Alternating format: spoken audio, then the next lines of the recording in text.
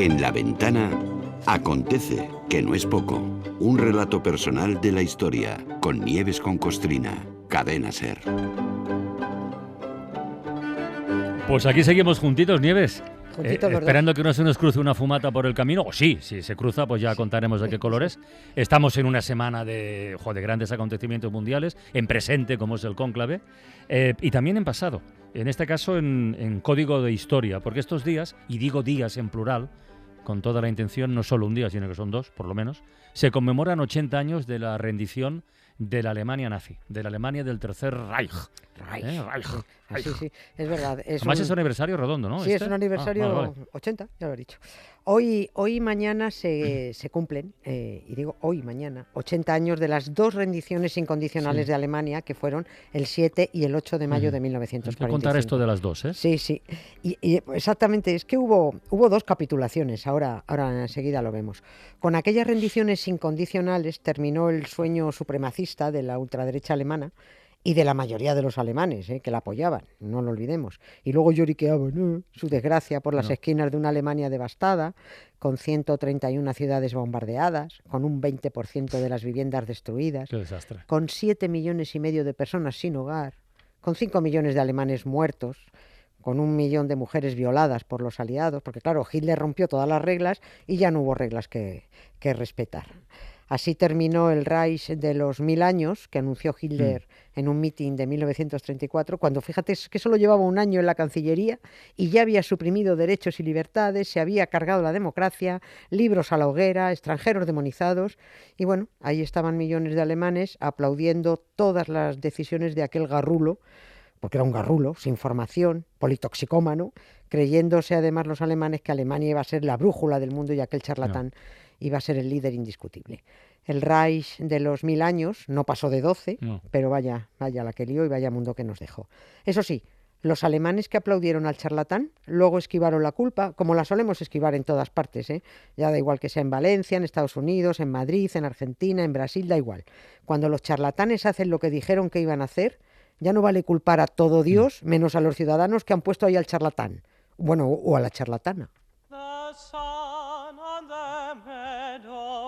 Summery warm, the stag in the forest runs free, but gather together to greet the storm. Tomorrow belongs. ¿Te acuerdas de esta canción nazi en cabaret, me pone en los la pelos peli? de punta. Sí, pero joder, y cómo va creciendo la canción además. Oye, recordemos que estas dos rendiciones de las que hablamos hoy no acabaron con la Segunda Guerra Mundial. Terminó en Europa primero, pero siguió luego en el Pacífico. ¿Y por qué tuvo que haber dos rendiciones? ¿Con una no era suficiente? No, es que a mí este era un asunto que cuando leía me despistaba mucho, porque cada vez que veía eso de la rendición de Alemania no entendía cómo era posible que un hecho tan sumamente importante bailara tanto la fecha. En unos sitios dicen que Alemania se rindió el día 7, en otros que se rindió el día 8, pero es que en Rusia es fiesta nacional el día 9, sí, porque es el día de la victoria, el día que se rindió Alemania, porque eso es verdad, se tuvo que rendir dos veces, una ante los aliados occidentales y otra ante todos, pero sobre todo ante los soviéticos. Siempre que hablamos del final de la Segunda Guerra Mundial en Europa, nos limitamos, es cierto, al búnker, al suicidio de Hitler, a la entrada del Ejército Rojo en Berlín. Pero ¿qué pasó aquella semana desde que Hitler se pegó un tiro en la cabeza, mucho tardó, hasta que se firman las dos rendiciones? ¿Quién fue el jefe del Estado en el Reich aquella semana? ¿A quién designó Hitler? ¿Y por qué no nombró a ninguno de los famosísimos nazis? Ni a Goering, ni a Himmler, ni a Goebbels, ni a Bormann. Hitler nombró presidente del Reich, jefe de Estado, a un almirante que, bueno, salvo los especialistas, a la mayoría no nos suena de nada. Era el almirante Karl Dönitz. Pero, era un tipo con una carita de no haber roto un plato en su vida, rubito, que hizo mucho daño en la guerra y que pese a ello solo fue condenado luego a 10 años de prisión en los juicios de Nuremberg y que murió plácidamente en su cama a los 89 años. Poca condena para un asesino nazi, pero seguramente negoció bien su salida, es probable, mientras a los otros nazis los colgaban o iban suicidándose en fila de a uno. Cuando has dicho que este hombre hizo daño durante la guerra, es porque este almirante Dönitz fue el que trajo durante bastante tiempo de cabeza los submarinos aliados con los ataques en el Atlántico, con aquella táctica conocida como manada de lobos. Sí, era una cosa, la verdad es que era un tío, los nazis eran malos, pero también eran listos. Era una táctica que consistía en que los submarinos nazis patrullaban en solitario para buscar a un submarino aliado y cuando lo localizaban se informaba a un mando central para que coordinara por radio a los submarinos de la zona y atacaban en manada, atacaban como si fueran lobos al objetivo aliado localizado.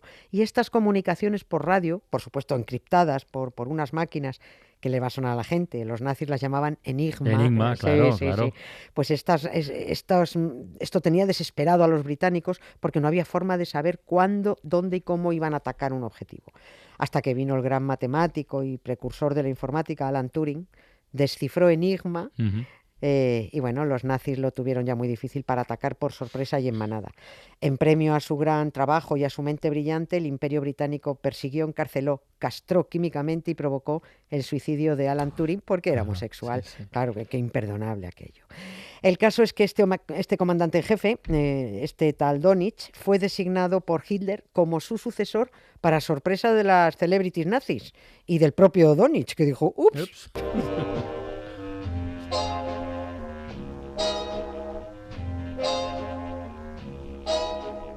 Black cats creep across my path until I'm almost mad.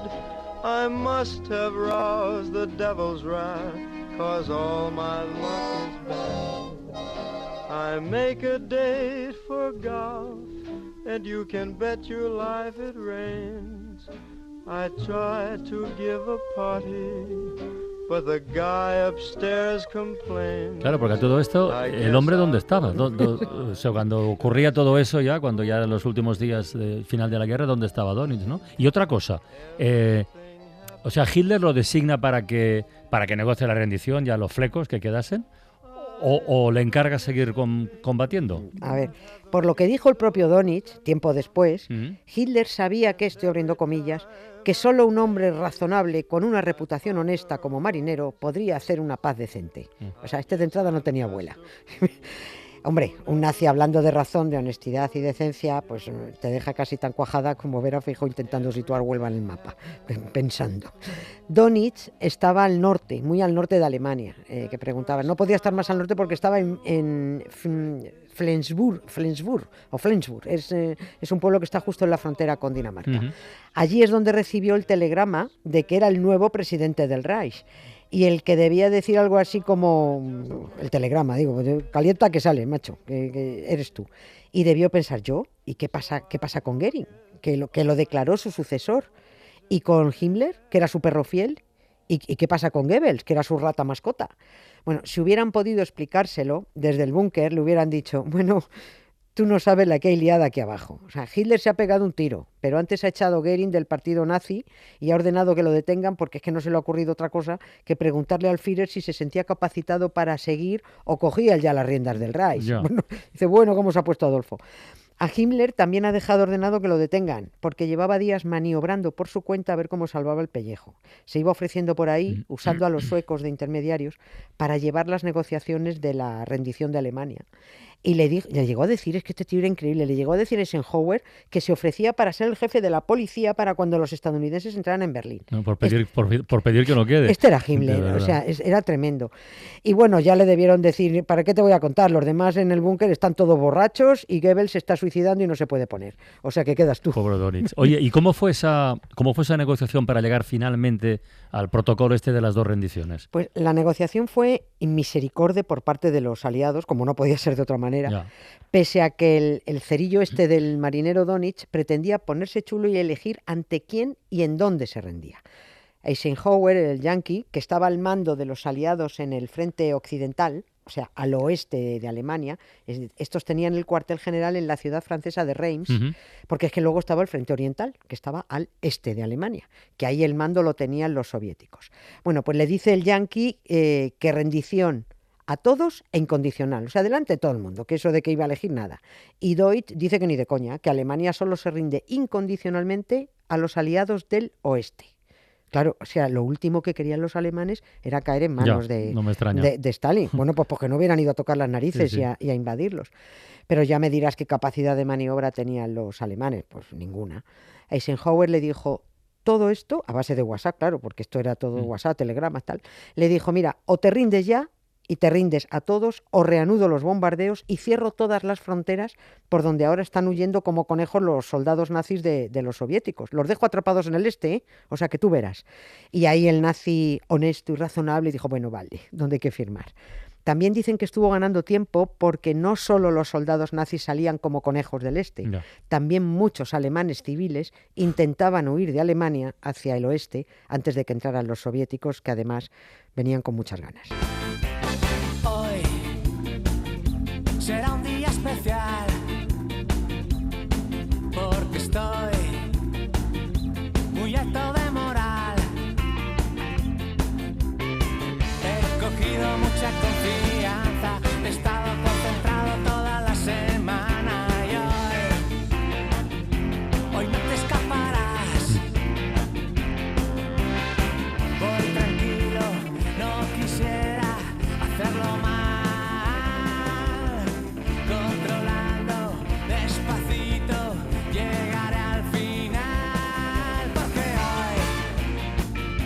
hoy no te escaparás. Ese era el objetivo de muchísima gente, ¿no? En ese momento, escapar, huir, poner tierra de por medio, lo que debe debió ser ser aquello, horroroso madre aquello. mía. Oye, y lo de Donitz, de firmar 2 veces en 2 lugares distintos y días distintos, En días ¿no? distintos, sí. Que es Ahí- el de comienzo ahí- de la conversación, Claro, 2 ahí, días ahí es distintos. donde me venía a mí, digo, porque en unos sitios dice que se rindieron el 7 y otro día se rindieron el 8, no lo entendía. Bueno, no, el Deutsch este no fue a firmar, este envió a otro, envió al general al general Alfred Joll a Reims y allí firmó la rendición a las 3 menos 20 de la madrugada del 7 de mayo. ¿Eh? O sea, ¿Qué día ya, era? ya era lunes. Lunes. Lunes, claro. Efectivamente. Fue una rendición inmediata, simultánea e incondicional de todos los Claro, frentes. como para poner condiciones. Claro, claro. Pero la guerra seguía, porque claro, ya sabes que una cosa es cuando se firma y otra es el alto el fuego. Esto ya ocurrió también en la Primera Guerra Mundial, que firmaron la paz y después de firmar la paz murieron 3.000 soldados, Sí, sí. porque no se declaró, Sí, sí, sí, declaró sí. el alto el fuego. Aquello fue tremendo. Bueno, el caso es que la guerra seguía y pese a que firmaron el alto el fuego no se produjo, porque aquí no se fiaba nadie de nadie. Además, eso de que los aliados del frente occidental monopolizaran la rendición incondicional de Alemania, con solo presente un oficial soviético, que además era un oficial de Chichinabo, pues eso no. Stalin quería su ceremonia en Berlín. Yo quiero mi propia ceremonia y a lo grande. La ciudad que él ya había tomado y quería además que estuviera un peso pesado soviético presente y con un peso pesado alemán firmando la rendición. Nada de también mandar a un general de tercera. Y ojo, con el propio peso pesado de los aliados occidentales también allí, Eisenhower. Y esta fue la segunda rendición que se firmó en Berlín el martes 8 de mayo a última hora y se estableció el alto el fuego a las 11 de la noche y 1 minuto. Ahí es cuando acabó oficialmente la guerra en Europa. Y por eso en Francia es fiesta el día 8, pero en Rusia la fiesta es el día 9. Cambio horario, porque allí era 1 o 2 horas más y mientras la paz llegó a Europa el día 8, a la Unión Soviética llegó el día 9. Por eso el viernes van a montar la que van a montar en Moscú. Exactamente, Sí, sí. eso Muy es. bien. Es por la misma razón que en las Islas Canarias celebraron la muerte de Franco 1 hora antes que nosotros. ¿La en muerte de península. Franco has dicho? 1000 años tardó en morirse, pero por fin la palmó. Los muertos del cementerio, ole, ole, están de fiesta mayor. Seguro que está en el cielo, a la derecha de Dios. Adivina. Pero da adivinanza. Fíjate, hemos empezado hablando de Hitler y terminamos con Franco. Fíjate, Que el hilo de la historia. Sí. Y de la historia y demás cosas, y en ¿no? mitad el Papa, todo va de dictaduras. Sí, sí, sí. Por favor. Eso tiene mucho mérito. A ver. Dale. A su entierro de paisano asistió Napoleón, Torquemada y el caballo del noble Cid campeador, Marcelino de cabeza, marcándole a Rusia un gol, el coño de la Bernarda y un dentista de León.